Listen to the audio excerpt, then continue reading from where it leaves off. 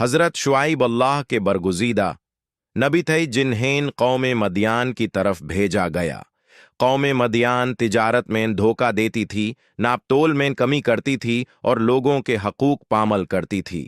وہ اللہ کی نافرمانی اور غرور میں مبتلا ہو چکی تھی۔